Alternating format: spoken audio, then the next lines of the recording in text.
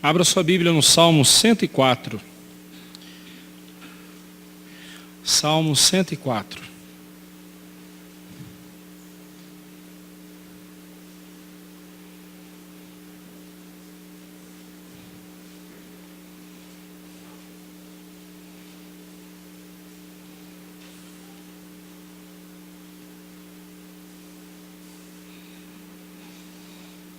Semana passada nós paramos no versículo 9, hoje nós daremos continuidade a partir do versículo 10.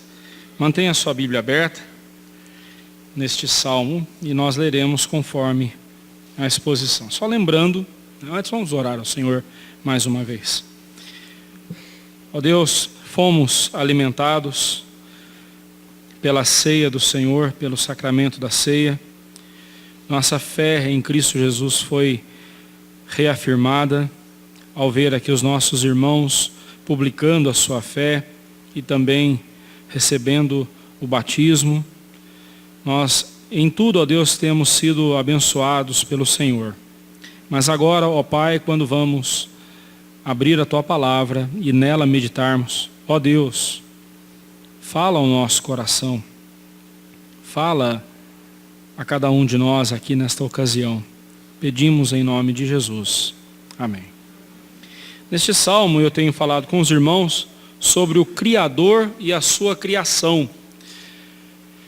Semana passada eu apresentei aqui para os irmãos dois pontos. Os dois primeiros pontos, disse que este salmo ele tem um forte vínculo com Gênesis capítulo 1. Por essa razão nós lemos na nossa liturgia Gênesis 1, falando sobre a criação. E este salmo ele aborda pelo menos os 6 dias da criação. Ele, nas suas partes, ele apresenta essa relação com a criação. Nós também falamos sobre a importância que nós devemos dar e a gratidão que nós devemos ter no coração ao olharmos a natureza e vermos a maravilha que é a criação do Senhor. E louvarmos ao Senhor, não adorarmos a criação, não cairmos no pecado de adorar a criação, mas sim adorar o Criador. A criação está aí para nos mostrar que Deus existe, que há um Criador todo-poderoso. E aí então é na palavra de Deus, é na Bíblia Sagrada que nós sabemos quem é esse Criador. É na palavra que conhecemos quem é Jesus, quem é Deus, quem é o Espírito Santo. O Deus triuno que criou todo o universo e que o mantém com suas próprias mãos. Vimos no domingo passado que Deus se relaciona com a sua criação. Ele não está longe, distante da sua criação. Ele está presente, cuidando da sua criação. E a forma como ele se relaciona, domingo passado eu falei com os irmãos, ele se relaciona revelando na criação a sua glória. Versículo 1 ao versículo 4, nós vemos a glória de Deus, a majestade do Senhor sendo revelada na criação. Do versículo 5 ao versículo 9, nós vimos que Deus se relaciona com a sua criação, revelando nela o seu poder. E hoje, nós continuaremos, do verso 10 ao verso 23, nós vemos que Deus se relaciona com a sua criação, revelando-lhe o seu cuidado. Veja como Deus cuida da criação. Verso 10 ao 23. Tu fazes rebentar fontes no vale, cujas águas correm entre os montes. Dão de beber a todos os animais do campo. Os jumentos selvagens matam a sua sede. Junto delas tem as aves do céu o seu pouso. E por entre a ramagem desferem o seu canto. Do alto da tua morada, regas os montes. A terra farta-se do fruto de tuas obras. Fazes crescer a relva para os animais e as plantas para o serviço do homem.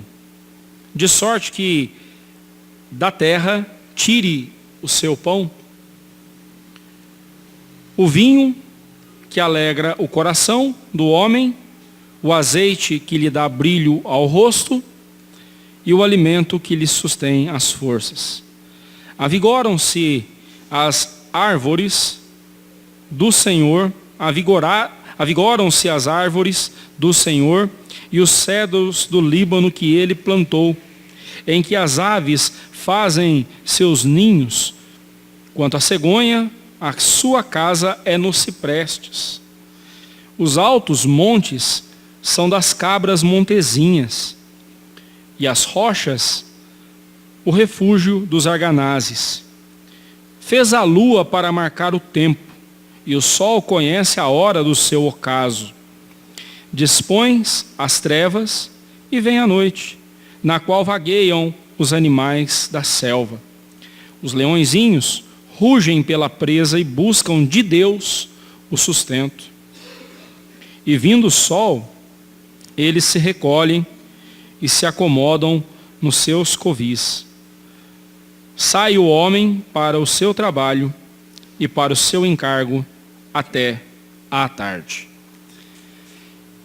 Nesses versículos nós vemos o cuidado de Deus com todas as suas criaturas. É óbvio que aqui ele menciona apenas algumas delas, mas o que o salmista está fazendo é como se fosse um grande resumo.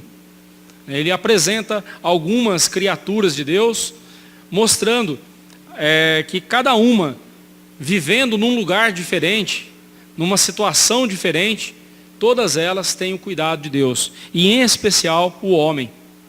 Em especial o homem. Temos aqui o ato criador de Deus descrito no 4º, no 5º e no 6º dia. Se você pegar lá em Gênesis, você vai ver que esses versículos, eles falam do que foi criado no 4º, 5º e 6º dia. Né? Bem interessante essa observação, bem importante essa observação. Você pode conferir com o Gênesis, capítulo 1, do versículo 14 ao versículo 31. Mas nós vemos o cuidado de Deus com a sua criação na seguinte forma. Primeiro, através da provisão do alimento. Do verso 10 ao verso 15, nós vemos como Deus faz a vida brotar. E ali ele fala das fontes das águas. Tu fazes rebentar fontes no vale, cujas águas correm entre os montes.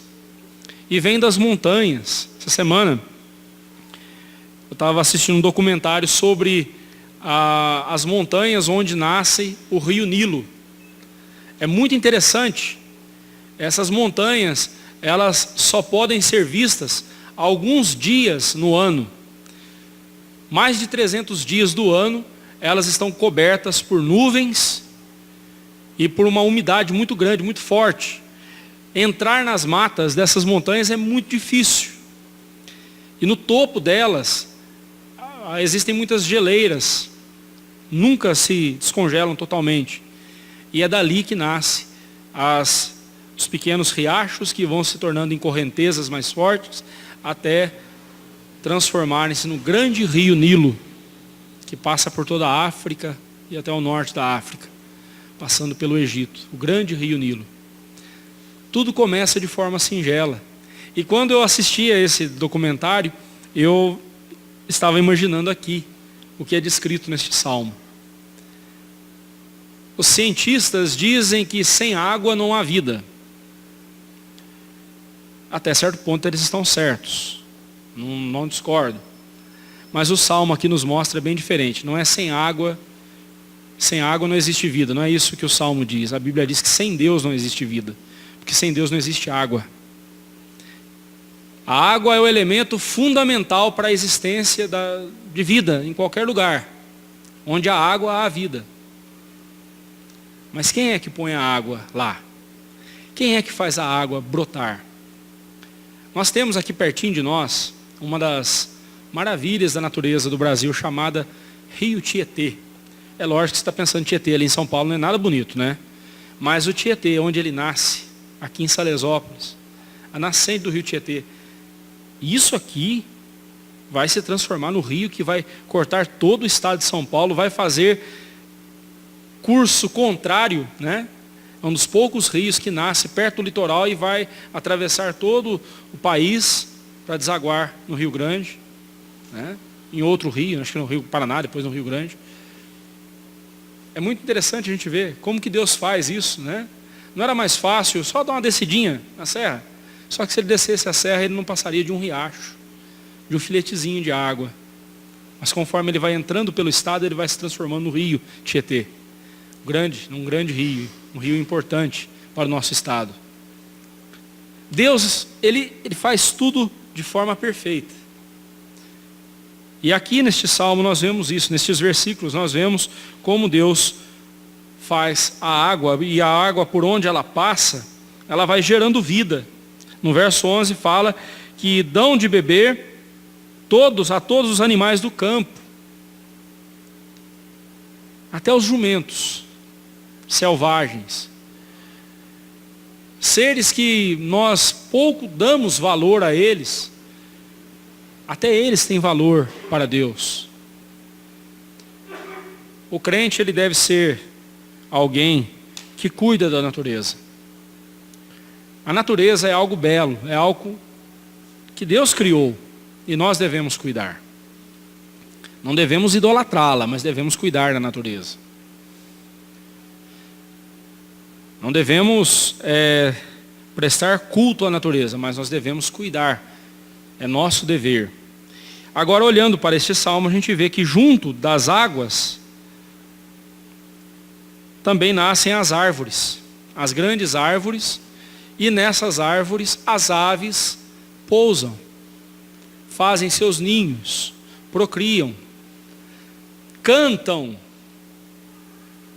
Eu gosto muito de ouvir pássaros cantando. Eu fico muito triste quando lembro que quando era adolescente, lá na minha adolescência, lá em Minas, eu tinha o péssimo costume de caçar passarinhos e prendê-los em gaiolas.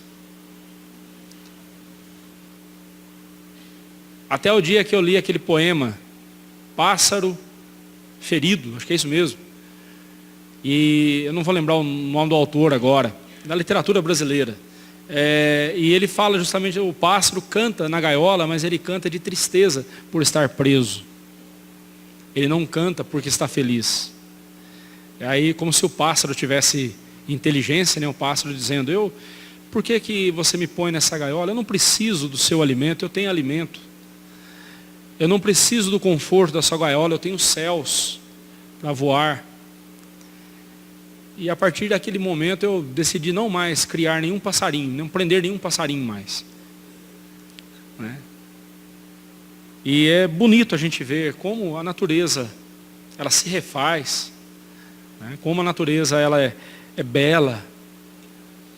Mas observe que Deus fez a água traz alimento e sustento, mata a sede de animais, aves. Do alto de sua morada, nós vemos no verso 13, no alto de sua morada, Deus ele rega os montes. É uma linguagem poética dizendo que a água quem faz é Deus. É Deus quem proporciona tudo isso. E a terra farta-se do fruto de tuas obras. O salmista olha para Deus e diz, Senhor, a terra tem fartura, porque as tuas obras, é o que o Senhor faz, é que nos dá fartura. São as obras do Senhor que nos abençoam. É a bênção do Senhor que nos sustenta. É a bênção do Senhor que nos dá o sustento que nós precisamos. No versículo 14 ele diz que Deus faz, através da água, regando o solo, a relva crescer para alimentar os animais. E as plantas para o serviço do homem. Interessante que aqui o salmista não diz, e as plantas para alimento do homem. Embora ele vai dizer, né? Serviço do homem, de sorte que da terra tire o seu pão. Mas no final, no versículo 23, novamente ele falará sobre a atividade, o labor, o trabalho do homem. O único ser na criação que tem que trabalhar para conseguir alimento é o homem. Os outros animais, eles agem por instinto. Eles têm, claro, dificuldade, o leão caçando ali o seu alimento, os animais caçando, tem trabalho, é claro. Mas o único ser na criação que tem uma atividade de construir, de criar uma condição para conseguir sustento, é o homem. Porque o único ser da criação que foi criado à imagem e semelhança de Deus foi o homem. Por esta razão, então, o salmista vem nos mostrar aqui que o homem, ele tem que trabalhar. Ele tem que cultivar o solo das plantas para o serviço do homem, ou seja, ele tem que trabalhar. Ele tem que desenvolver uma atividade de trabalho para tirar o seu sustento. Para todo lugar que a gente olha, a gente encontra alimento, especialmente num país como o nosso. O Brasil é um país riquíssimo. Você joga semente de melancia ali no canteiro central da rua, vai nascer melancia ali. Se vai durar, eu não sei. Mas que vai nascer, vai. É uma terra fértil. Mas dá trabalho. Dá trabalho, o homem tem que trabalhar.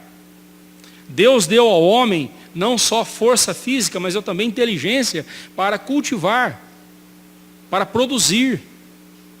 E o trabalho do homem não é só para benefício de si mesmo, mas é também para o benefício da sociedade onde ele vive. O crente tem que ser alguém que também produz para a sociedade. Seja qual for o seu trabalho, sendo ele honesto, ele tem que contribuir para o bem social, o bem da sociedade também.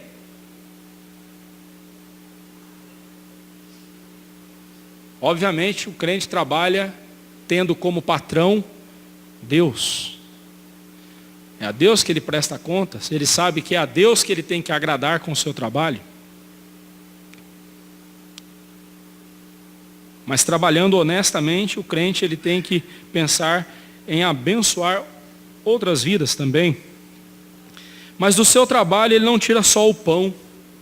Diz o verso 15, que ele tira o vinho que alegra o coração do homem, e o azeite que lhe dá brilho ao rosto, e o alimento que lhe sustém as forças. É no seu trabalho, é trabalhando que você tem o prazer, deve ter prazer. O trabalho deve ser algo que te dê prazer também. Ah, pastor, então eu não estou no meu trabalho certo, porque eu não tenho prazer no que eu estou fazendo. Veja bem, você orou a Deus pedindo um emprego, você orou a Deus pedindo um trabalho, e uma porta de emprego se abriu para você. No começo você até agradeceu a Deus, Senhor, muito obrigado que o Senhor me ouviu, eu estava desempregado, agora eu tenho um emprego, muito obrigado, Senhor. Mas alguns meses depois, agora você começa a reclamar do seu trabalho, dizendo que o seu trabalho está te estafando, está esgotando você, está minando as suas forças. Trabalho é isso, meu irmão. Aliás, a palavra trabalho, dizem que ela veio, o sentido etimológico da palavra trabalho vem do latim tripalium. Tripalium era um instrumento de tortura de 3 paus, daí a palavra tripalium. Tripalium. Esses 3 paus, eles eram colocados de uma forma ali que a pessoa era torturada neles, amarrada e torturada neles. Então daí a ideia de que trabalho traz tortura para a gente. Não devemos pensar assim. Trabalho é bênção. Trabalho não é resultado do pecado. Resultado do pecado é o cansaço, é o esforço maior agora por causa do pecado. Mas o trabalho sempre existiu antes mesmo da queda, antes mesmo do pecado. O trabalho existiu. Aliás, Deus trabalha até hoje, diz o Senhor Jesus. Deus não é um amaldiçoado porque Ele trabalha. Pelo contrário, trabalho é obra do Senhor. O crente, ele tem que ser alguém que trabalha. Alguém disse que o trabalho dignifica o homem, e é verdade. Trabalho honesto, né? Claro. E é tão bom quando a gente consegue realizar alguma coisa com os recursos do trabalho, do nosso trabalho, não é mesmo? Tão gostoso isso. É tão prazeroso. Mas eu quero desafiar você a olhar para o seu trabalho, não como algo que seja algo maçante, algo que esteja esgotando você. Pelo contrário, Olhe para o seu trabalho como uma bênção que Deus lhe deu, como uma oportunidade que Deus lhe deu de ali mostrar para as pessoas que estão ao seu redor o quanto Deus é maravilhoso e quanto Ele tem te abençoado. Que a sua segunda-feira seja tão celebrada quanto a sua sexta-feira, né? Embora para o crente, o dia que ele deve celebrar não é nem segunda e nem sexta, é o domingo, é o dia do Senhor. E a razão pela qual eu vejo muito crente não tendo alegria na segunda-feira reclamando, meu irmão, não faça isso. Até mesmo que o seu patrão ver a sua linha do tempo lá no Facebook, você reclamando da segunda-feira, o que ele vai pensar de você? Tem alguém melhor para colocar no lugar desse sujeito aqui. Já está vindo trabalhar com má vontade. Fica a dica aí para você. Mas se você não tem prazer na sua segunda-feira, significa que o seu domingo também não foi um dia de prazer para o seu coração. Porque o domingo são as primícias que nós damos para Deus. E o ato de entregar primícias para Deus significa, Senhor, eu estou lhe dando as primícias porque também o restante é teu. O restante é para o Senhor. Deve haver prazer no nosso coração quando ouvimos a palavra trabalho. Porque é bênção. É bênção de Deus. É dali que nós tiramos todo o sustento. É dali que Deus nos dá todo o sustento. É assim que Deus se relaciona conosco. Ele não deixa ninguém de fora. Da mais simples ave cantando na árvore, ao ser humano, criado à sua imagem e semelhança, Deus providencia o alimento. Deus lhe providencia o sustento. Do versículo 16 a 18, nós vemos que Deus cuida da sua criação através da proteção. Ele dá proteção. Ele protege os dele. Avigoram-se as árvores do Senhor e os cedros do Líbano que ele plantou, em que as aves fazem seus ninhos, quanto a cegonha, a sua casa é nos ciprestes. Observe que cada ave tem o seu lugar. Quem foi que disse para a cegonha que o ninho dela tem que ser no cipreste? Você não vai ver cegonha fazendo ninhos em outras árvores. Você não verá, por exemplo, como ele vai dizer aqui, as cabras montezinhas, as cabras dos montes, elas fazem o seu abrigo nos penhascos. Depois em casa, quando você tiver com tempo ali, com calma, procure lá na internet sobre as cabras montesas. É algo interessante, onde aquelas cabras andam. Elas não têm patas que sejam aderentes à pedra, elas têm cascos. E elas andam em penhascos, em pedras lisas, com uma habilidade que é uma coisa impressionante. A cabra, ali filhotinha, ela já sabe como andar. Ali o cabritinho, ele já sabe como andar ali. Os predadores, para conseguir atacar essas cabras montezinhas, tem que vir do ar. Leões, leopardos e outros felinos, lobos, não conseguem chegar onde elas estão. Muito difícil um felino conseguir chegar lá e atacar uma delas. Os predadores delas são as águias. Uma ave grande que mata a cabra. E quem foi que colocou essa inteligência na águia para fazer isso? E a águia, obviamente, ela é bem mais leve do que a cabra. Como que ela faz? Ela espera a cabra andar na beira do penhasco, ela vem e ataca aquela cabra. Ela se desequilibra, então ela consegue puxar a cabra e fazer com que ela caia ladeira abaixo e morra com a queda. Aí lá embaixo, então, ela tem o seu alimento. A natureza é tão perfeita. Semana que vem eu continuarei falando desse salmo. Eu vou parar aqui no verso 23. E semana que vem eu ressaltarei mais sobre essa questão da sabedoria de Deus na criação. Mas é tão impressionante como Deus deu a cada animal, a cada ser, o seu alimento, o seu abrigo.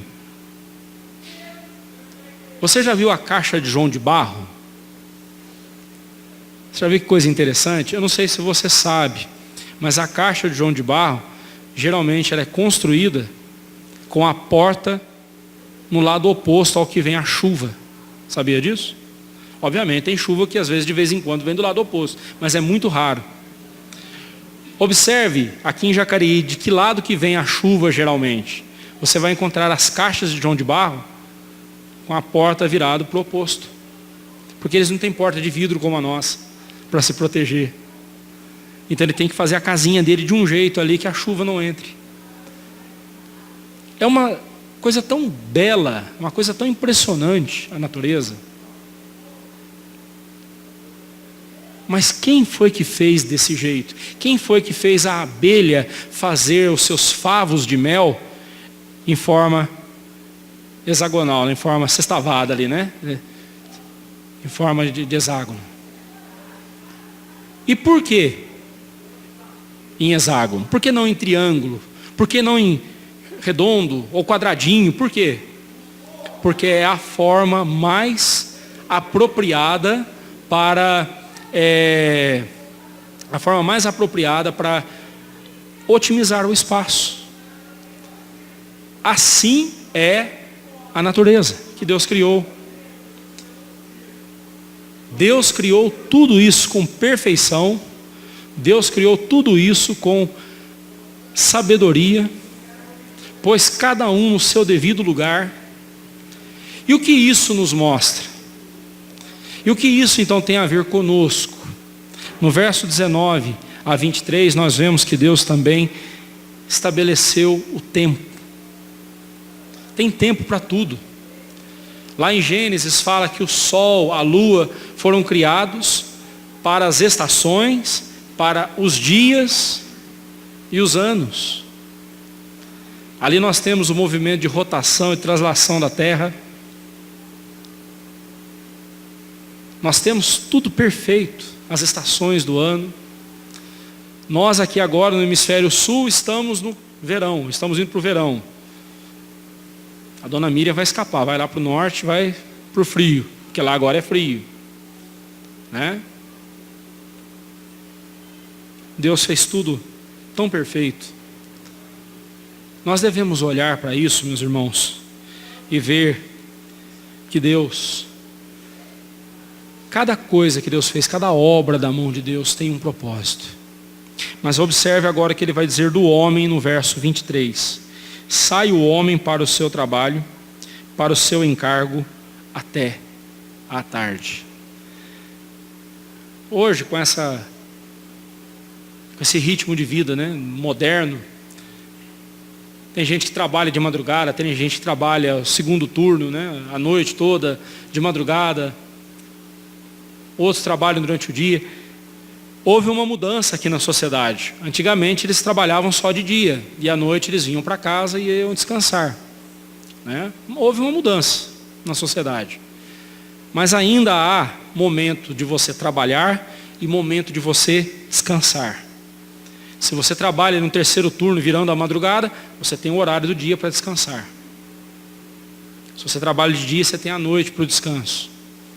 O que nós vemos aqui no verso 23 é: existe tempo para tudo. Você tem que trabalhar, produzir. Você tem que ter o seu emprego e produzir, sim. Mas existe também um momento em que você deve se recolher e descansar. Existe tempo para tudo.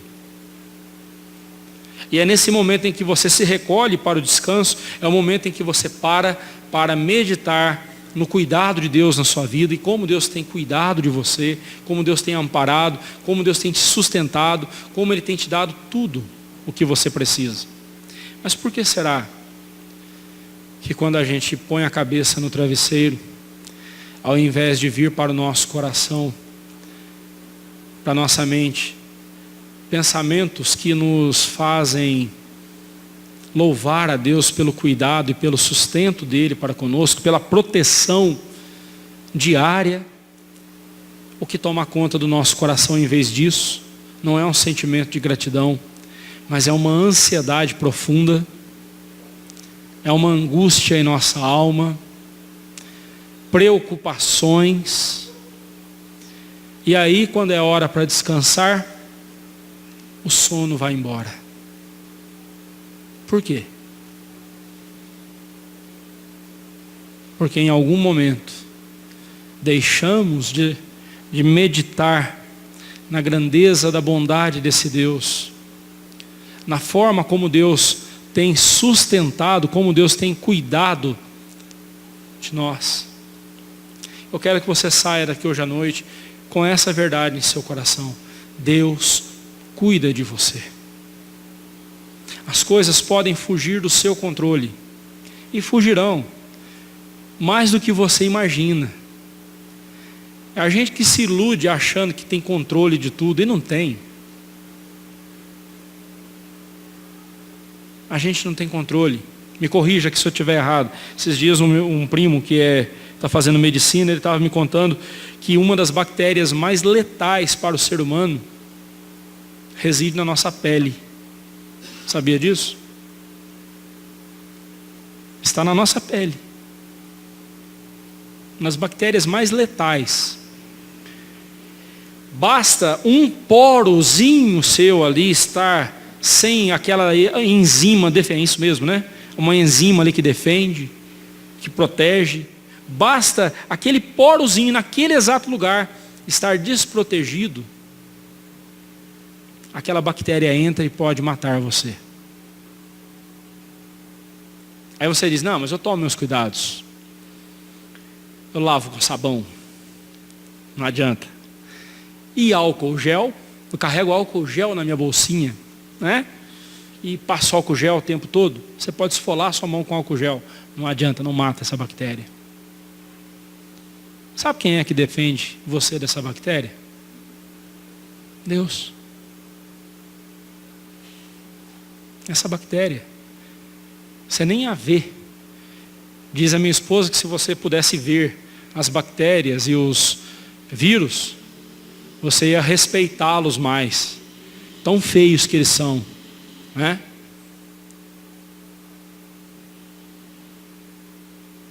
Mas quem nos protege disso? Veja, eu não estou falando aqui de um raio caindo na sua cabeça, não estou falando aqui de um acidente de carro, uma colisão frontal com uma Scania. Não estou falando nada disso. Estou falando de uma bactéria que você nem vê. Quem é que cuida de você? É o mesmo Deus que cuida dos rios imensos, que no seu nascedouro são apenas algumas gotas, algum olho d'água, um filetezinho de água que vai se juntando e avolumando, se transformando num rio caudaloso, e onde ele passa nasce a mata ciliar, e onde essas árvores nascem, ali tem alimento e abrigo para passarinhos, répteis, feras. É o mesmo Deus que cuida da cabra montezinha lá num penhasco. O mesmo Deus que faz o capim crescer para o jumento selvagem. É o mesmo Deus que protege você dessa bactéria não entrar num poro seu que esteja vulnerável e acabe com a sua vida.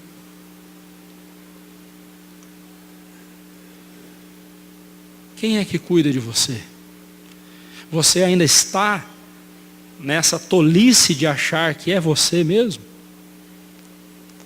Você acha que é a sua expertise e a sua sabedoria que te dá o livramento dessas coisas? Não. Quem faz isso é Deus.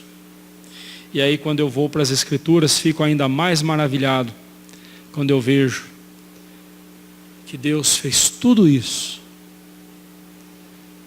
e faz tudo isso por amor a nós. Cuida de nós por amor. Mas o mais importante de tudo, a maior de todas as obras que Ele fez, foi a que nós celebramos agora há pouco, na ceia do Senhor. Foi o sacrifício de Cristo na cruz do Calvário, para nos salvar da ira de Deus e nos dar a salvação eterna. Que Deus maravilhoso.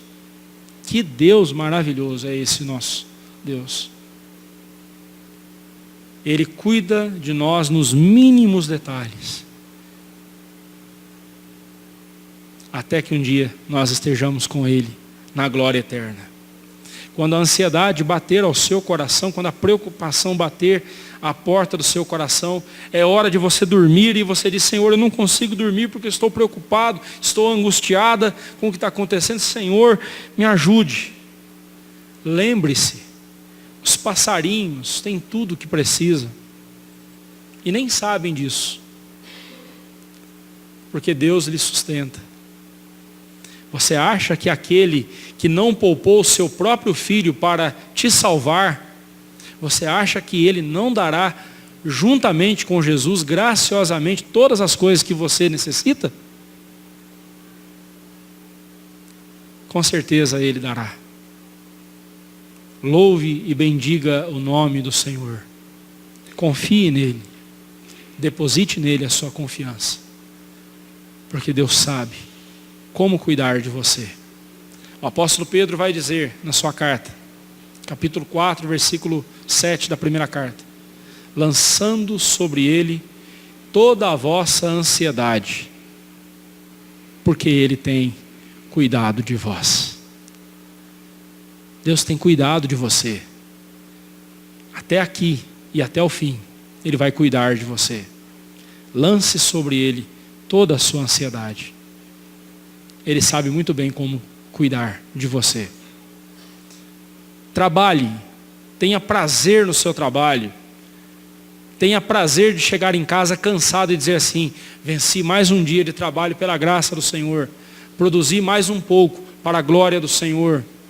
Tenha essa alegria em seu coração. Agradeça a Deus pelo trabalho que você tem, ainda que você tenha passado por angústias e desgostos ali. Agradeça ao Senhor pelo trabalho que você tem. Bendiga ao Senhor e peça a Deus que te dê sabedoria para no seu trabalho honrar o nome dEle. Fazer diferença ali para a glória do Senhor. Que Deus assim nos abençoe. Que Deus assim continue nos preservando, confiantes nele, para a glória dele. Domingo que vem eu continuo e assim, se Deus permitir, encerro este salmo. Que Deus assim nos abençoe. Amém.